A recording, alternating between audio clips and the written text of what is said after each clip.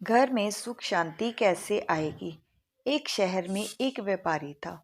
उसके 7 लड़के थे और सभी की शादी हो चुकी थी। व्यापारी कपड़े का काम करता था और उसके लड़के भी उसके साथ दुकान पर बैठते हैं। एक दिन रात में व्यापारी सो रहा था तो उसे सपना आया। सपने में उसे एक आदमी दिखा जो उससे कहने लगा कि तुम्हारे घर में बहुत सुख है, तुम्हारे पास पैसा भी बहुत है, पर अब मैं तुम्हारे घर आने वाला हूँ जिससे तुम्हारे घर में धीरे धीरे पैसा खत्म हो जाएगा और लड़ाई झगड़े शुरू हो जाएंगे। व्यापारी ने कहा, तुम कुछ भी कर लो पर कभी भी मेरे घर में लड़ाई नहीं हो सकती।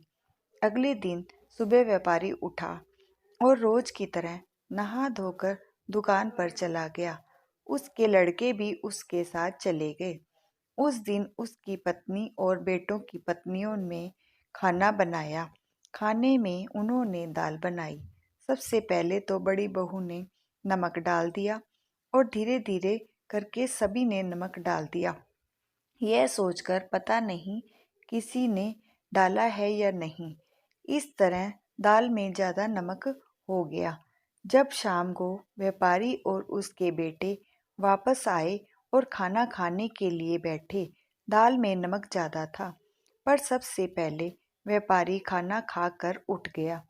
उसके बेटों ने पूछा कि पिताजी ने खाना खा लिया, तो उसकी माँ ने कहा, हाँ। बेटों ने सोचा, जब पिताजी ने कुछ नहीं कहा और ज़्यादा नमक खा लिया तो हम क्यों कहें। धीरे धीरे सभी ज़्यादा नमक वाली दाल खाकर उठ गए। जब घर की औरतें खाना खाने बैठी तो सोचने लगी, जब सब लोग बिना कुछ कहे ही खा सकते हैं तो हम क्यों नहीं खा सकते।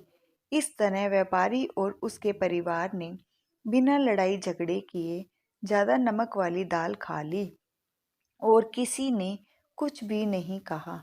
यह सब कुछ घर पर लड़ाई झगड़े कराने के लिए ही कराया था। अगर हम अपने गुस्से पर काबू रखें और लड़ाई ना करें तो हम सब के घर में सुख कहीं भी नहीं जाएगा और दुख लड़ाई झगड़ा कभी नहीं आएगा। व्यापारी और उसका परिवार सहनशीलता और आपस में मिलजुल कर रहते थे, इसलिए उनमें से किसी ने लड़ाई नहीं की। उसी रात को फिर से व्यापारी को सपना आया और सपने में वही आदमी दिखाई दिया।